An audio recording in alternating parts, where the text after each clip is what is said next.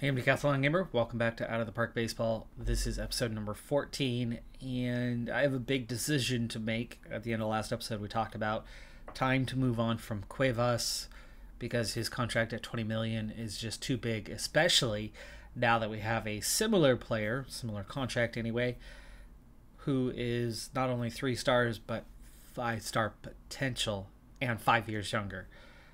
And we can't afford both of those large contracts. We can afford really just one. And Cuevas, as a 27-year-old right fielder who's a 3.5-star guy who's already reached his potential, well, he's at his ceiling. So, the money involved in keeping him around is just a bit illogical. So I've tried a couple different packages of shopping him with somebody else.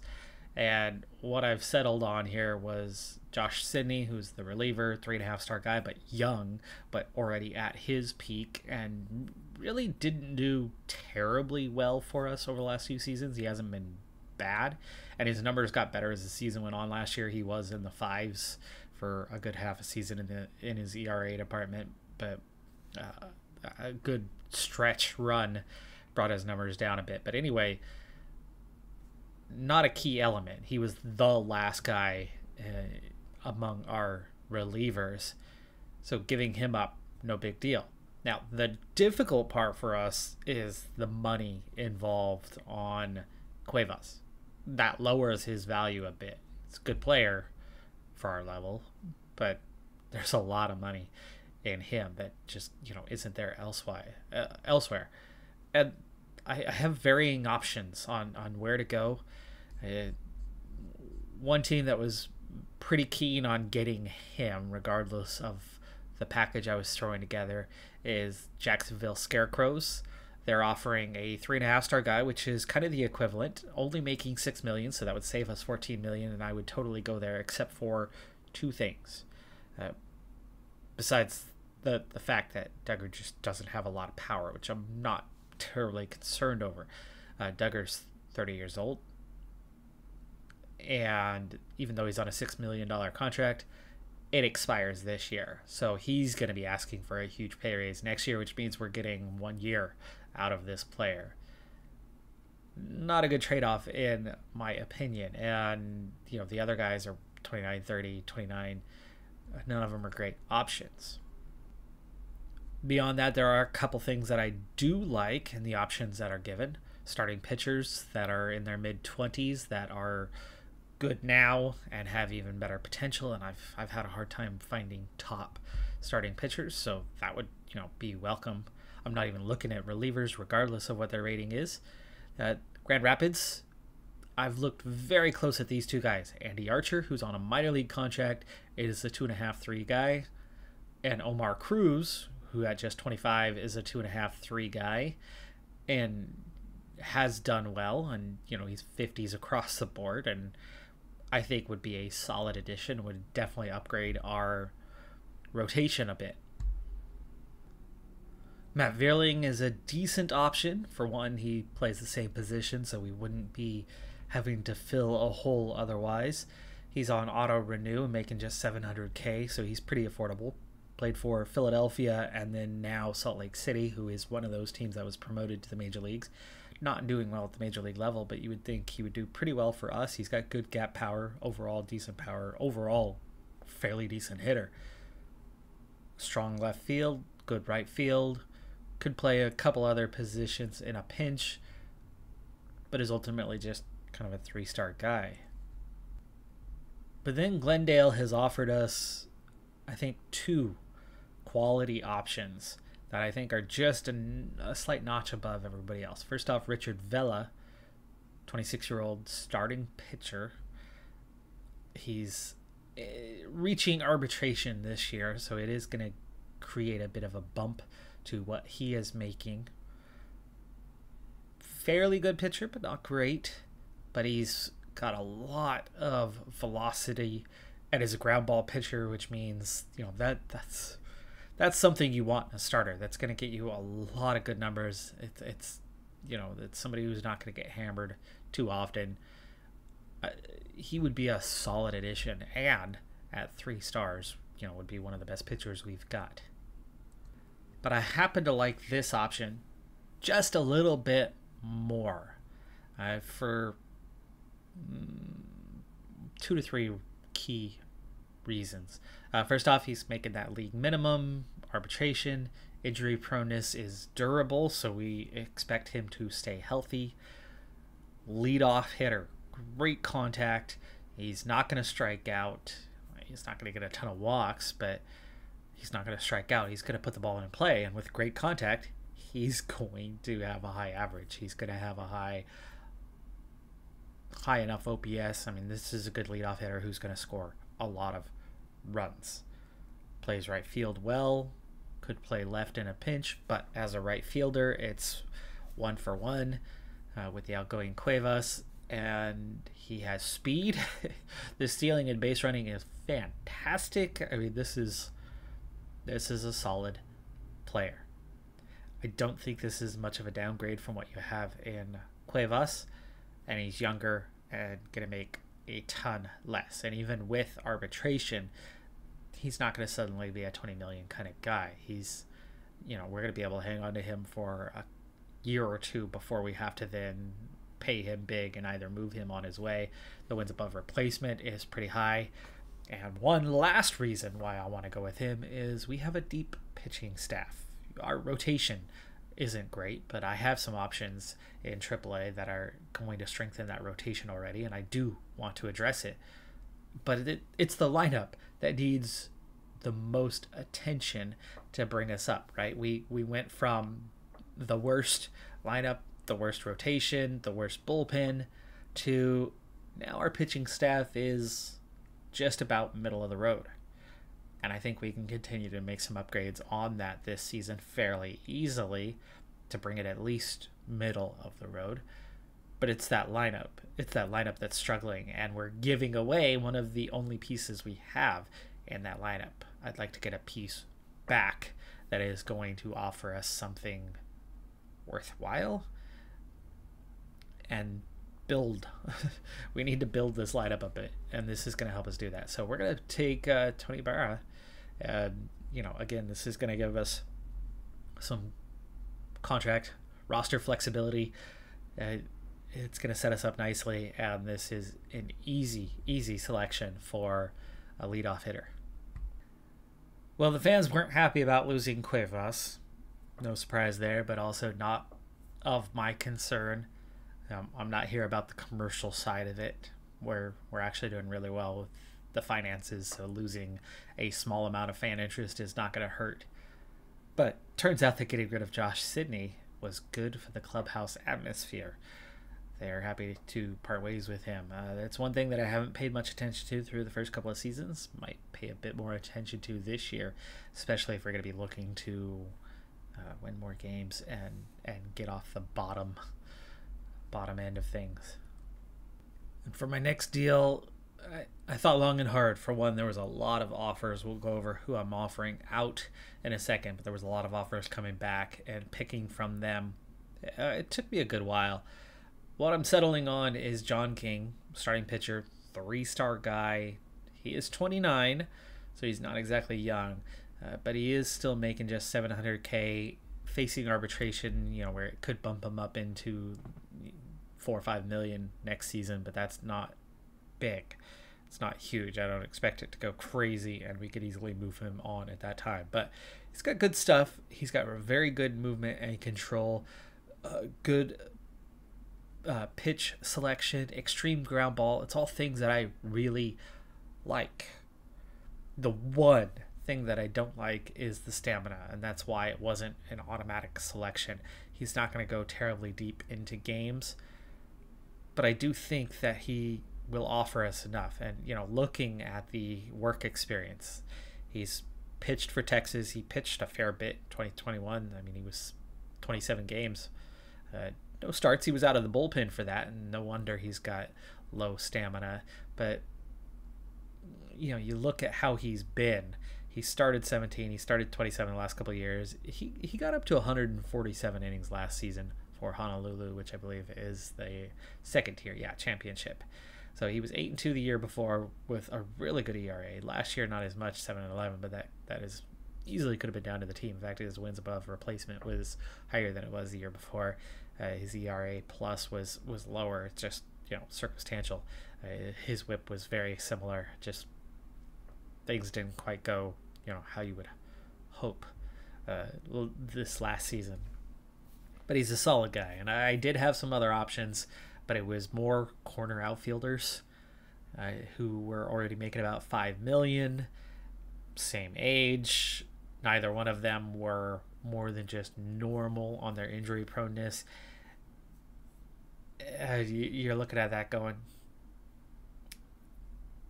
yeah, I don't think that's going to give us a whole lot more than what we already have, as we do have some options.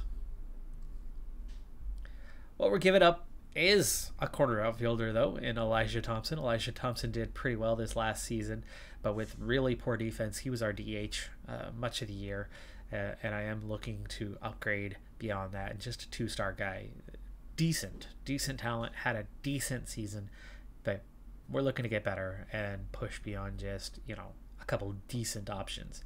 And then Alfredo Valdez, who I picked up countless shortstops that had more talent than some other positions. That middle infielder, for those that aren't terribly familiar with baseball, you tend to have growing up, going through your teenage years playing ball, the best defender, the best arm on the team other than your pitchers is going to go at shortstop. And so you'll very, very often see the key player on a team in youth baseball being a shortstop. Besides a pitcher, besides a catcher, some key skill positions out in the field, it's the shortstop. Shortstop is like the team MVP more often than not. And then that continues on. That trend continues through high school. They're generally not as dominant as they might have been in the younger years, but it's still a trend that's very recognizable. And then you come into that draft, and there's always an abundance of shortstops that are strong defenders and have some sort of capability otherwise, that when you then start comparing them to that second baseman was always not quite as good of a defender as that shortstop, or that third baseman, so on and so forth. And so ratings wise, it's very common within this game and real life, realistically, to see a slightly higher rated shortstop than other positions. So picking them up cheap on the waiver wire, because there are so many of them, is easy to do. And then they still have a decent amount of trade value over, most of the other options that you're going to see. So realistically, they're easy to find, they're easy to pick up, they're easy to have many of them in your organization, which means with an abundance, it's easy to part ways with a Valdez who's a great defender, but is not good enough otherwise for us. And at 28 years of age and already having reached his potential, we're not going to get more for him. So we're giving up nothing in that part. We are giving up a DH in Elijah Thompson, but I like that we are getting a pretty solid starter in return, upgrade to the rotation. One day before spring training games begin, I have made some serious moves. A lot. I've spent close to 5 hours since the last scene that you just saw moments ago, totally reshaping a whole lot of aspects of our roster entering this season, and from now on it's gonna back off significantly, I think, on the moves until we get the waiver wire going and starting to pick up additional players. We'll take a look at the minor league system and just how revamped it is, but there has been a couple of pretty significant moves at the senior level as well, and I've been doing all of it off camera just because it's been one after another, and a couple of them big deals. But here's what we're looking at. Here's the big one. The big one is Ahmad Hudson. $7 million, but he does have an expiring contract, 25 years of age, and this is a 4.5-star guy. 4.5 stars. He is good at stealing. He has fairly good speed, excellent base runner, really good second baseman, third baseman, shortstop, but not amazing, just really solid.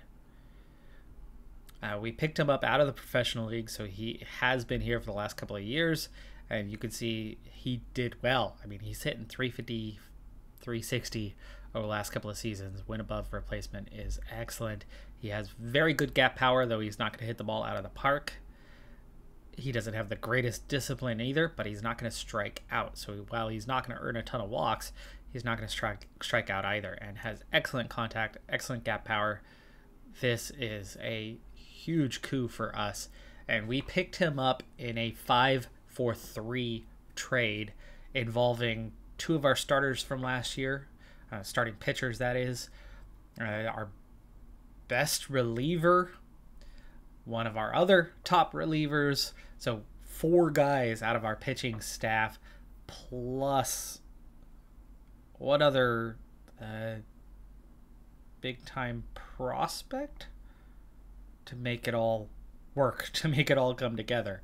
We give up quite a bit to get him, but the majority of those guys outside of 2 top relievers was 2 fringe starting pitchers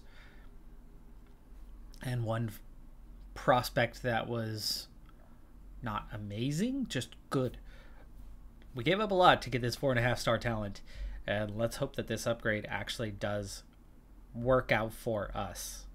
Being that his salary is through 2027, we've got him locked down for 3 years, and that was one of the really big keys to this trade. It's not a 1 year, one and done kind of thing. It's a 25-year-old who is signed to multiple years at a contract that is just about affordable to hang on to. Now, Ibarra you've already seen, and that gives us a 1-2 at the lineup, at the top end of the lineup, that can hit the ball, can get on base. And for that, I'm super excited that Ibarra's going to bat 1, Hudson's going to bat 2. Seth Beer, who we brought in late last season, 2.5-star talent. Not a good defender. He's a pretty poor defender, but he can hit the ball. He can hit the ball in a good way. And he's going to go 3 in the lineup. LaBoy, who we got, our free agent that we picked up for $20 million that we're hanging on to. That's just 22. That's 5-star potential. He's going to go into the middle of the lineup at 4. Rayleigh, who we already had, comes in at 5. McCormick, our first-round draft pick, is now seen as a 5-star talent right now, though that defense, so suspect. And he really did not hit the ball very well last season as a rookie. Just 176. Let's hope he picks that up this year, gets into that 200 range, and continues to develop as the young talent that he is with a ton of potential. Team veteran Luke Williams with 2.5-star talent has been a good servant for us. He had 250 a year ago, but he was in the middle of the lineup. He was hitting 3 or 4 last year, down in 7. Let's hope that he can actually increase his production. Added by Andy Yerzy. Yerzy was another free agent that I was able to sign for a very affordable contract. And you can see that he was a Pacific Coast League, so that's AAA. He was in Reno AAA. Only hit 219 there, but that's Major League. And let's hope that this 25-year-old can step up and play first base. 3-star talent. We did trade away a couple of others to make some moves happen. So let's hope that he can hang on. And Kyle Holder, our fairly strong shortstop, moves over to second base. We actually have somebody better in Jose Rivera, but Jose Rivera is backing up Hudson. He backs up third, so it's possible that he's going to take a lot of time from Luke Williams. We'll kind of mix in, but between being a good, strong shortstop backup, a good option at third base, he has plenty of value to stick around. We have 2 pieces left now that are very much expendable. Steve Peeler, who one of the other moves we made was to just get things going, and we ended up picking him up out of that one. And then Pantoja, same way. Both of these guys actually came to us on major league deals, but they were dump off of kind of remaining minor league throwaways. Now I have an oversized pitching staff at the moment where we've picked up little elements, and with waiver wire we're going to do more. Starting wise, I haven't made the huge moves, but we do have some pretty solid options. Adametz appears to be ready. He's 2.5, 3.5, 23, 50s across the board. That's fairly good. Lancelotti is certainly close, 55, 55, 45, though he seems to be now at his peak. That was one of our draft guys from last season that we got a number of rounds down, and he is just about ready. Madej is almost ready, but he needs to get the control just a little bit better, but then he's got some really good stuff. Mosqueda is another one that we just picked up. No, I brought him up from AA after we made a move. I think that was one of our starters that was involved in the trade, so we had to replace him at the AAA level. And then Renteria is another one who is very much expendable at this point, not really major league quality and at 29. But there's a couple guys, right? There's a couple guys right here, maybe 3 guys that are ready or almost ready to come up. And without going into too much, we've got 2.5 stars plus now for our starting group.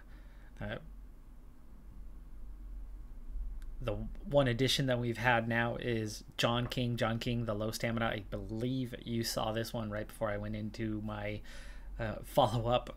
That was the first half hour or so of the 4-hour stretch of making moves. But here's the big thing. I have cleaned this roster out. 22 players at AAA, 23 at AA, 21 at single A, just 16 and 4 in those bottom divisions. Now, of course, the draft will really help fill that back out.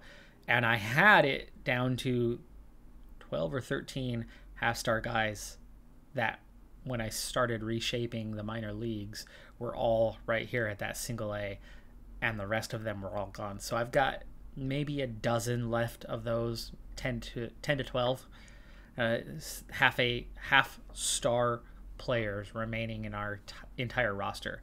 In terms of like 1-star guys, there's only 1 or 2 of those left on the roster.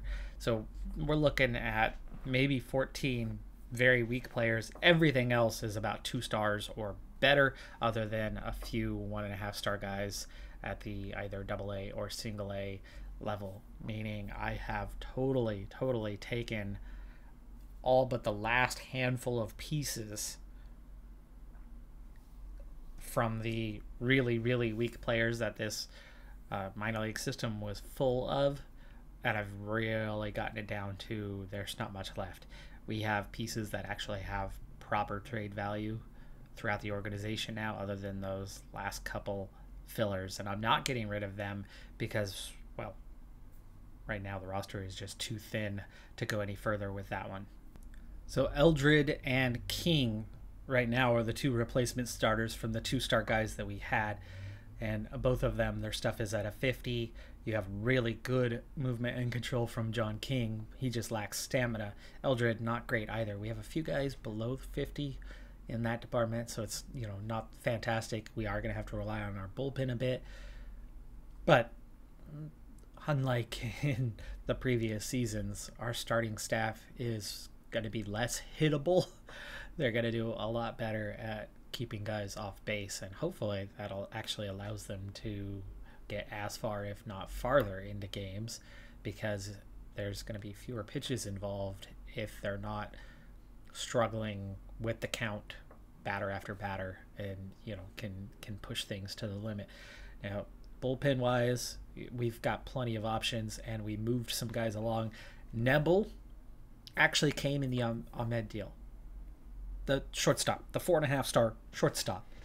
Here's how we picked up Nebel. Nebel might be a 5-star guy, but he's 32, and he's making $6.5 million. He's a bit spendy.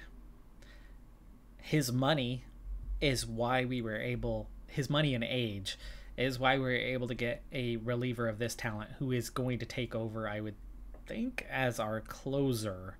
But Richards looks to also be a closer, and we need to get scouting done on him again to see which one actually should be. But I think for now we'll set both of these guys, Richards to set him to closer for now, and then set Nebel to the 8th inning guy. Perez right now is the 8th inning guy, and we'll probably bump him down.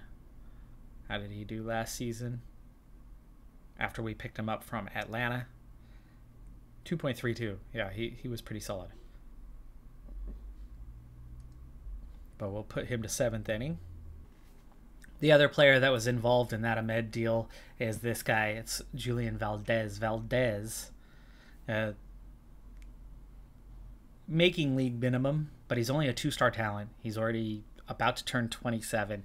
He's fragile. He's a reliever that they wanted to get rid of, and so I threw in some of those. The good thing for us is one of those that they wanted to get rid of is somebody that we're happy to have at least short term. We'll see finances wise if it's something to hang on to, but definitely had some help for us. So we're definitely not quite done with the moves. The waiver wire is going to also dictate additional moves, but what we're looking at right now is 4 to 5 relievers that are going to need to be sent on their way or sent down into the minor leagues, which we definitely need additional relievers down there, but that's going to depend on the number of options. With 10 spaces on the secondary roster, that's easy to acquire more. It's just, can we send these guys down? We of course want to give them some time in spring training to maybe get some growth and development happening. And then there's just the one piece realistically in the lineup that we want to be moving on from or sending down to that AAA level, with possibly one guy coming up in place. So the good news with all of that is, a lot of the wheeling and dealing is done dependent on what's going to end up happening with that waiver wire as we make our way here through spring training and rosters get cut down to size. So I'm really curious to see where this team is at this point in time, and I think it's second game of spring training. It's like a day later is all, and I'm really happy with, not only are we definitely younger than quite a few of their guys. They've got 3, 4, 5 players in the 30s in their starting lineup. Our entire outfield lineup is better. The entire outfield. The only one that is better than what we have is their starting pitcher, and starting pitcher is still a little bit of a weakness for us. We made those couple of upgrades, but nothing significant yet when it comes to starting pitchers. So that's definitely one area we're going to need to address at some point. But of course, as we already saw last year, even with just what's happened thus far, we're looking at a pitching staff that's pushed up into the mid-table, and I have a feeling that this lineup has definitely made up some ground.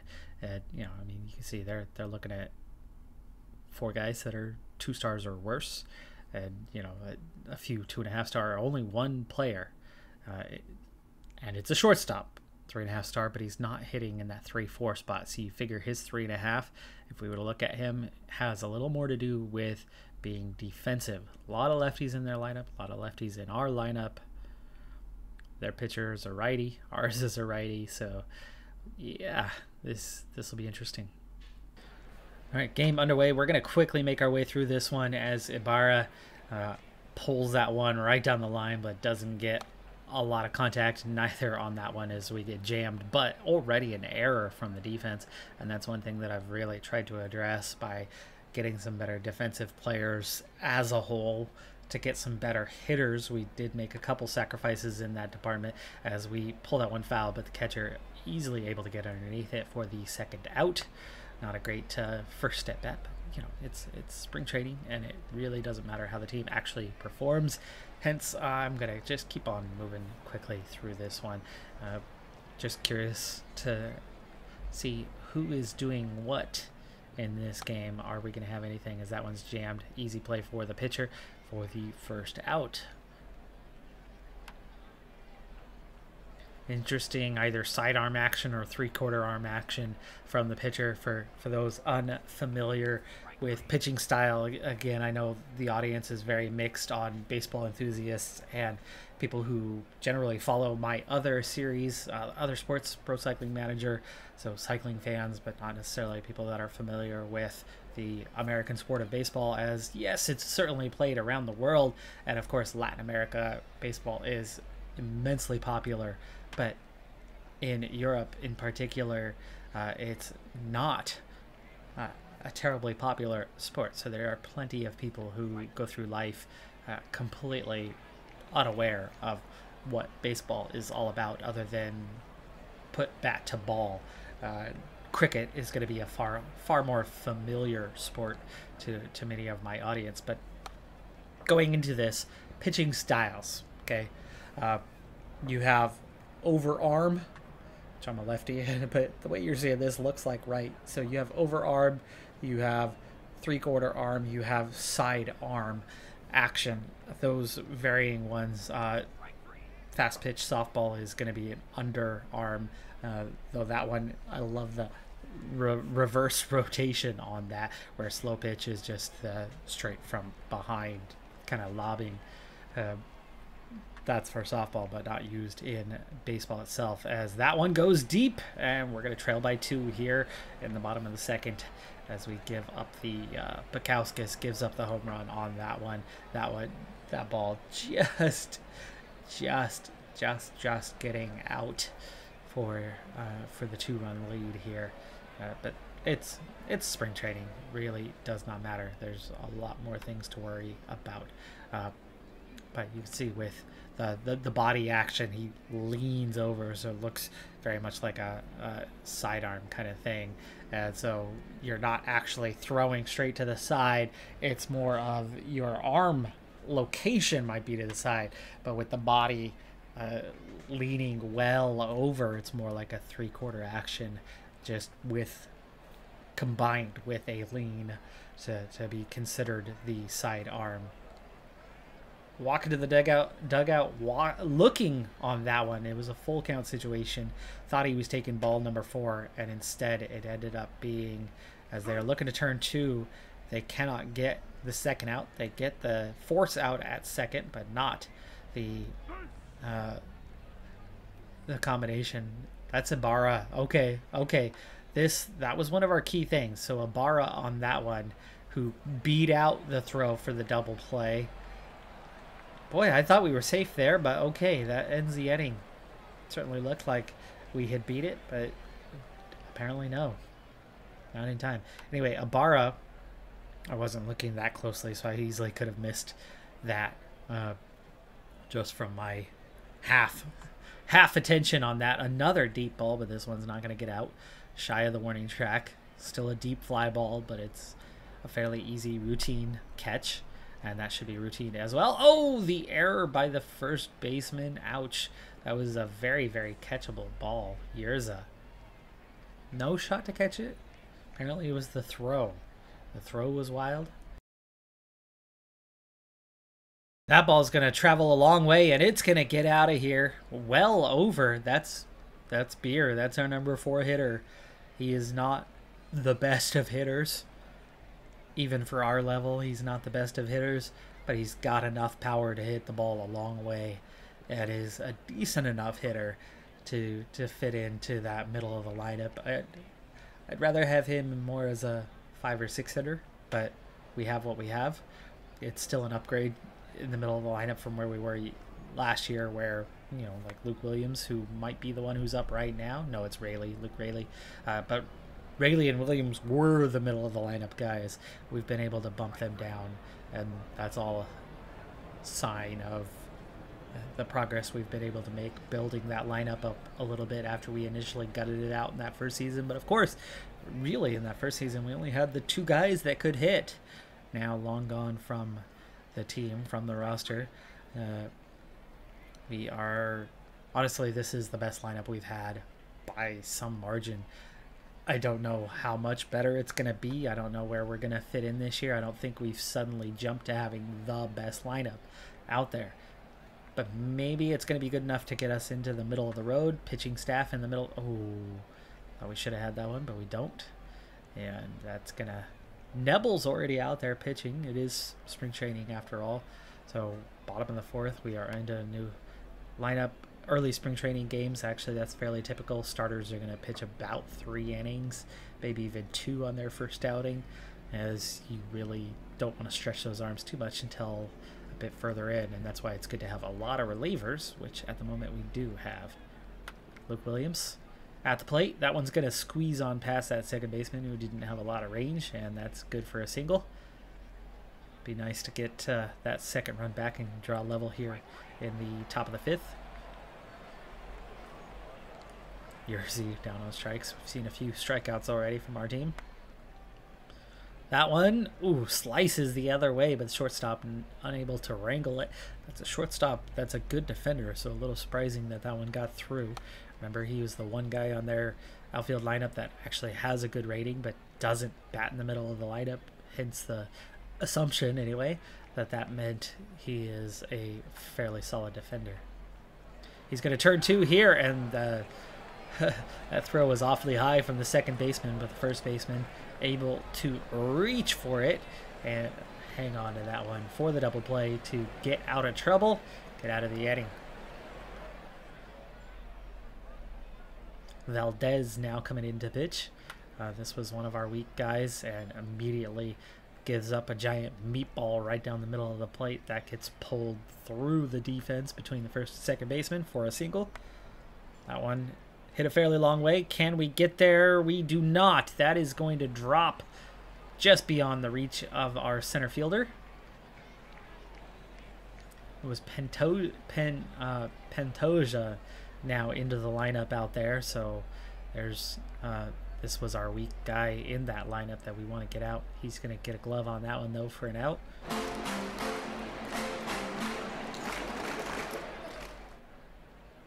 That was a little loud.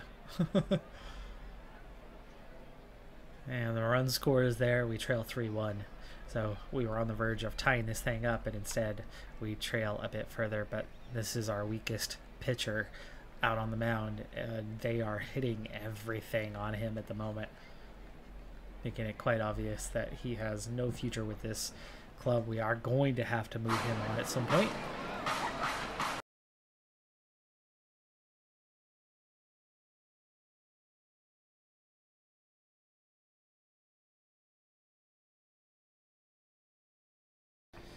All right, so we push forward to the top of the 8th. We've cut the lead to 3. It's 6-3 now. We've scored 1 run in each of the last 2 innings, and we did stop the bleeding in the 5th there. They did not score any additional, but we're down. We've had more hits, then that's a good sign. The runs are hit and miss. You know, there's a lot of factors that go into scoring. Stringing hits together at the right time are important, but having a lot of hits, more so than your opponent, at this point in spring training is a better sign. It means you've got a team capable of doing more. Their team just happened to do what was necessary at the right time, and honestly, we already know why that was, right? We had our weakest pitcher on the mound who doesn't have a future with the team, was part of a trade to get somebody more important, and is just there filling in. He is not going to be with the team when we start the season. So the 4 runs that he gave up and the numerous hits that he gave up during that stretch don't mean a lot to me. But we've been consistently getting hits in this game. That one's going to go a long ways. And oh, it looked like it was going to be out the top of the wall, but instead one had just enough by inches to get out of the park. It's 7-3 now. But again, the good sign is that we have been piling on more hits throughout this game. We just haven't piled on the runs. 11 hits are going to be enough to get you a lot of wins throughout the course of a game or season. Down to our final 2 outs here in this spring training game. But again, you know, if you subtract that 4-run inning, you subtract, I don't know, 4 or 5 hits that they had in that one, we've only given up 4 or 5 hits in this game. and a few runs. Meanwhile, we've had numerous hits. So I am encouraged by the potential that this team has to earn a lot more wins than what they had over the past 2 seasons. Also, we're going to have another high draft, which is going to allow us to bring in some really solid talent and refill that minor league roster that we have just about finished gutting out. Finally, almost. Not quite. There's still a dozen to get rid of, but otherwise, this is a team that is going to begin on the ascendancy. The rebuild part is going to be done, and we're going to start working on trying to become a contender. And not a win now strategy. We're not going to throw away our minor league system to make that happen, but we are definitely going to start trying to put together a winner. And we've started to make the moves for that to happen. As good as Nebel is, we definitely will want to move on from him because of the expensive contract that he has, and somebody's got to be willing to take him. I would think, especially packaged with somebody else. If there's a minor prospect of some sort, we can get rid of him. And as good as he is, the finances are an issue, I would think. Where are we even at in that department? I would think we're kind of on the stretch. Fan interest has gone up a lot. Player payroll is last. So we are last in the league right now at 56 million. So we're actually doing fairly okay in those regards.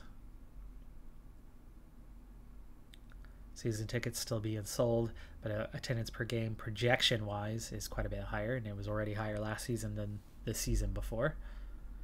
I think I want to pour a little more money into the development budget this year. 18 million apparently is the highest we can go, and that's fine. We'll take that. The waiver wire is blank at the moment because spring training is just getting underway, and they can invite a lot more than what they're going to be able to have on opening day. So it's going to be that last week of spring training where this is going to explode, especially with relievers that teams can't hang on to, but there's definitely going to be some other players out there as well. Now, of course, priority, a lot of teams have higher priority than us because we have to get through the major leagues, the championship, before you can get down to our level. But we certainly get first pick at our level because of our record over the last couple of years. So that is going to help us out on continually acquiring more and more talent, more pieces that we regurgitate for even better pieces. And we've done that turnaround. So I'm yet again, let me say, I am happy with the progress we have made. But now, now's that time to start turning our team into a winner without throwing away too many pieces in the process. But we have plenty of them available, which is the nice thing. But we've definitely got to rebuild that minor league system a little bit because it is thin at the moment. It's gotten so much better, but it's very thin. All right, folks, that's going to do it for this episode. I'm Decathlon Gamer. Like, comment, subscribe, and I'll see you next time. Have a good one. Be safe out there. Bye for now.